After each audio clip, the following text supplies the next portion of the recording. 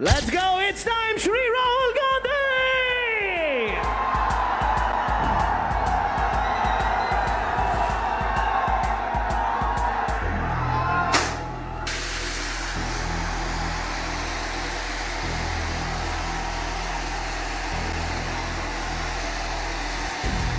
कोटा में राहुल गांधी की rock star वाली एंट्री। हाफ शर्ट, टाइट बाजू, कॉलर पर माइक और फिल्मी हीरो वाला अंदाज।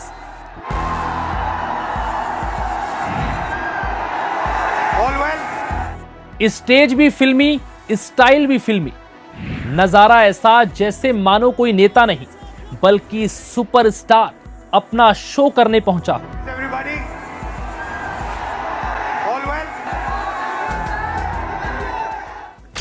चेहरे पर स्माइल, एक हाथ जेब में और कॉन्फिडेंस से भरपूर Rahul. This is not a political meeting. हजारों की संख्या में युवाओं की भीड़ और जुबां पर सिर्फ राहुल राहुल के नारे।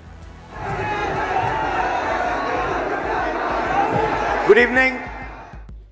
इस तरह का नजारा अक्सर आपने किसी कॉन्सर्ट में ही देखा होगा, लेकिन यह कोई कॉन्सर्ट नहीं बल्कि छात्रों की आवाज को बुलंद करने का एक मंच था। भारी भीड़, जबरदस्त स्वागत और नारों की गूंज ने राहुल गांधी को भी शॉक्ड कर दिया। जब राहुल ने भाषण की शुरुआत की तो पूरा मैदान राहुल राहुल के नारों से गूंज रहा था।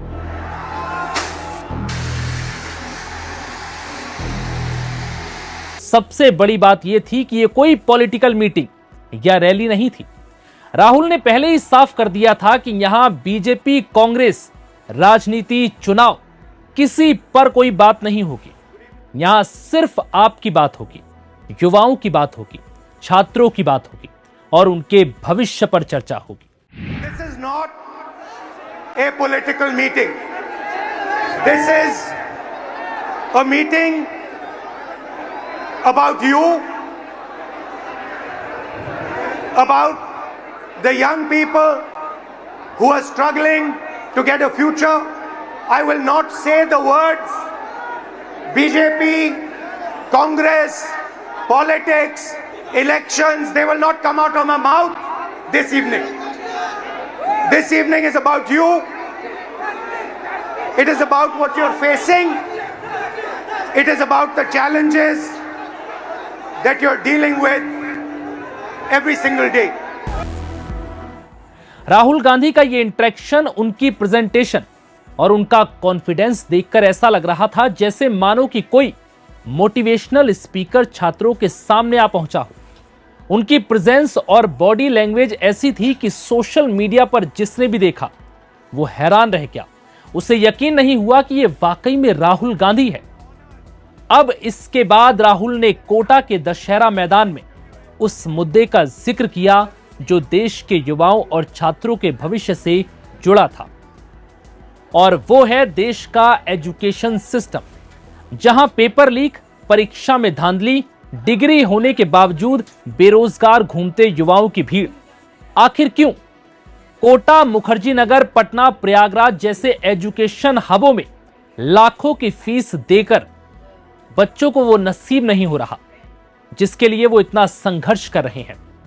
राहुल गांधी ने साफ किया कि इसकी सबसे बड़ी वजह है हमारा एजुकेशन सिस्टम, जो रिजेक्टेड सिस्टम बन चुका है, जिसने इस देश के युवाओं को सिर्फ 5 ऑप्शंस में बांध दिया है: डॉक्टर, इंजीनियर, वकील, आईएएस और सेना। इन फील्ड में युवाओं और छात्रों को ऐसा फंसा दिया गया कि छठा विकल्प नजर ही नहीं आता। इस फील्ड ने युवाओं के अंदर की रुचि को मार दिया है, जिसमें वो स्ट्रांग है और इससे हटकर कुछ अलग और बेहतर करने की क्षमता रखते हैं, लेकिन उनके सपनों को कुचल दिया गया और वो सिर्फ इन्हीं 5 फील्ड की रेस में अब दौड़ रहे हैं। आप जैसे लाखों युवाओं से मैं मिला, हजारों युवाओं से मेरी बात हुई, डिस्कशन हुआ, और मेरा एक ही सवाल होता था, आप क्या करना चाहते हो? मुझे 5 जवाब मिलते थे, छठा जवाब नहीं मिलता था। Engineer, doctor, lawyer, IAS, or then forces. These are the 5 answers I used to get. So the first question that came in my mind, मेरे दिमाग में पहला सवाल उठा कि देश के युवा देश के भविष्य होते हैं। हमारा एजुकेशन सिस्टम हमारे युवाओं को सिर्फ 5 ऑप्शंस क्यों देता है? राहुल गांधी ने जो डेटा शेयर किया है उसके मुताबिक हर 3000 अभ्यर्थियों में से सिर्फ एक कहीं जाकर आईएएस बनता है। इसी तरह आईआईटी की तैयारी करने वाले 3000 छात्रों में सिर्फ 30 का सिलेक्शन होता है। वहीं नीट की तैयारी करने वाले 3000 बच्चों में सिर्फ 180 का सिलेक्शन होता है। सवाल उन बाकी बच्चों का है जिनका सिलेक्शन नहीं हो पाता। अब जो मेंटली तौर से डिप्रेशन का शिकार है, जिन्हें कुछ समझ नहीं आ रहा कि अब करें तो करें क्या, तो ऐसे बच्चों के लिए हमें कई रास्ते खोलने होंगे और उनकी प्रतिभाओं के हिसाब से उन्हें निखारने का मौका देना चाहिए। 3000 में से वो जो कोने में एक डॉट है ऊपर, 1 person out of this whole function, इस पूरे फंक्शन में से एक व्यक्ति, सिर्फ एक व्यक्ति आईएएस में जा सकता है। इस पूरी भीड़ में से आईआईटी में कितने जाएंगे? सर आईआईटी में भी ज्यादा सीटें तो नहीं है, 1 30। या 2। इस पूरी भीड़ में से, इस पूरी की पूरी भीड़ में से 30 लोग, सिर्फ 30 लोग, मतलब यहां पे जो खड़े हैं वो आईआईटी में जाएंगे। और नीट का दिखा दीजिए, 180 लोग 3000 में से, इस पूरी भीड़ में से 180 लोग नीट में डॉक्टर बनेंगे। इतना ही नहीं, राहुल गांधी ने कुछ डेटा के जरिए यह बताने की भी कोशिश की कि देश में शिक्षा व्यवस्था के नाम पर क्या चल रहा है, कैसे लूट मची है। राहुल ने कहा कि देश भर के परिवार जितना पैसा बच्चों की नीट की तैयारी पर खर्च करते हैं वो भारत सरकार के पूरे शिक्षा बजट के बराबर है। जी हां, देश में हर साल 22 लाख बच्चे नीट का एग्जाम देते हैं, जिनके परिवार कोचिंग, हॉस्टल और किताबों पर सालाना करीब 1,32,000 करोड़ रुपए खर्च कर देते हैं। ये 22 लाख परिवार का आंकड़ा है जिन्होंने अपने बच्चों पर यह पैसा खर्च किया है, जो भारत सरकार के शिक्षा बजट के बराबर है। राहुल गांधी ने यह बताने की कोशिश की कि इस फील्ड में कितने लोग रेस में होते हैं और उसमें कितने का सिलेक्शन होता है। यह आंकड़ा जानकर आप भी हैरान हो जाएंगे। NEET exam, and this figure is an insult to this country.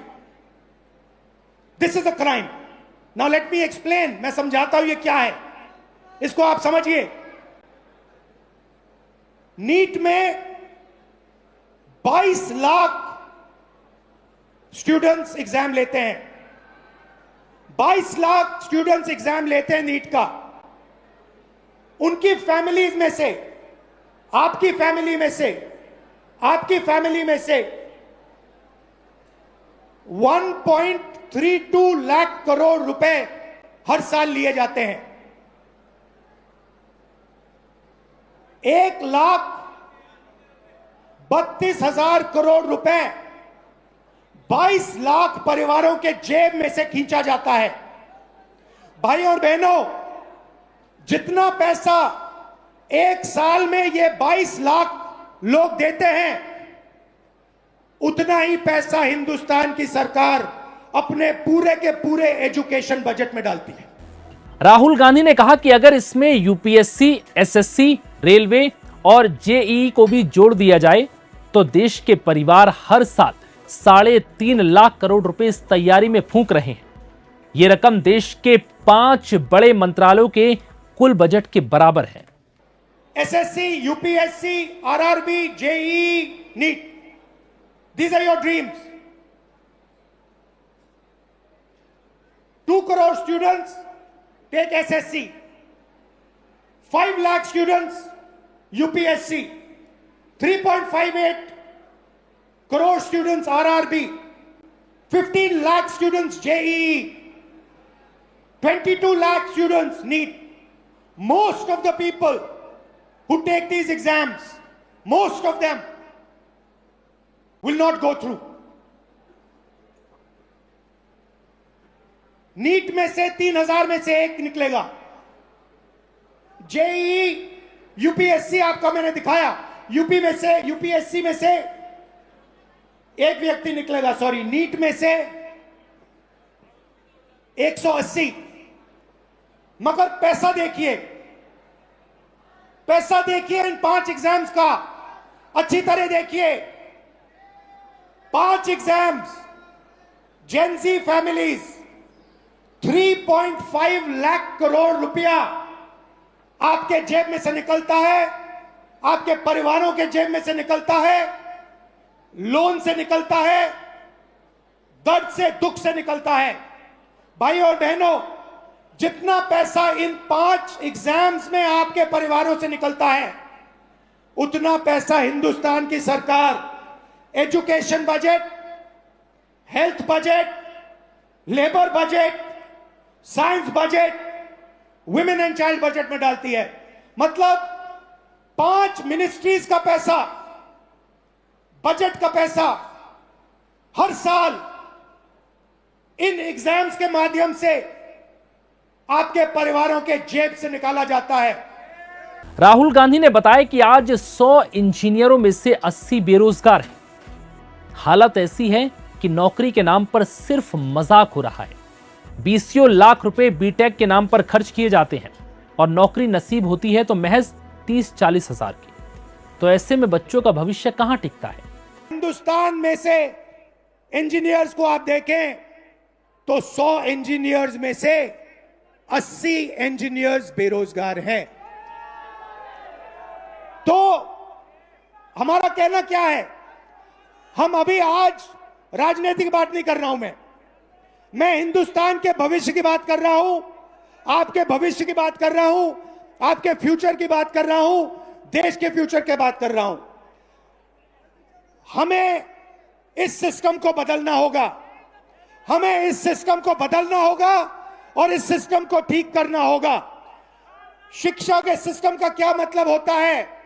The education system we want allows you, every single Indian, to dream big.